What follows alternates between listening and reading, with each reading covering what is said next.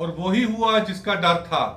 مولانا فضل الرحمان نے اپنے خطاب میں کہا کہ 2 روز میں وزیر اعظم استعفیٰ دے دیں۔ اگر وزیر اعظم نے استعفیٰ نہ دیا اور اداروں نے اس کی سپورٹ کو نہ چھوڑا تو بڑا فیصلہ کریں گے۔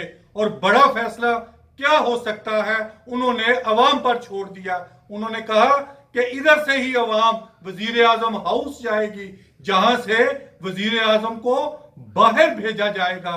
باہر بھیجا ہی نہیں جائے گا، باہر نکال کر کھینچا جائے گا۔ انہوں نے 2 معنی خیز باتیں کی ہیں۔ ایک کہ سلائی مشینیں بیچنے والی کھربوں پتی کیسے بنی۔ تحریک انصاف پوری چور ہے۔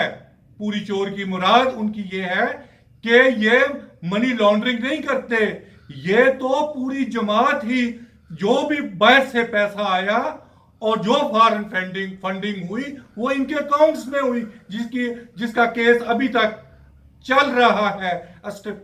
الیکشن کمیشن تحریک انصاف کو ملزم قرار دے چکی ہے اس کیس میں۔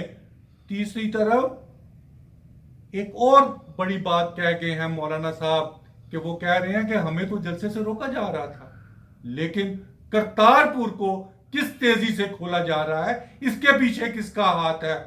مولانا فضل الرحمان نے جو اداروں کو باور کروایا ہے کہ وزیر اعظم کی سپورٹ چھوڑ دیں، اگر وزیر اعظم کی سپورٹ نہ چھوڑی اداروں نے تو میں ایک بڑی خبر دینا چاہتا ہوں، 48 گھنٹوں کے بعد مولانا فضل الرحمان آرمی چیف کے استعفے کا بھی مطالبہ کر سکتے ہیں۔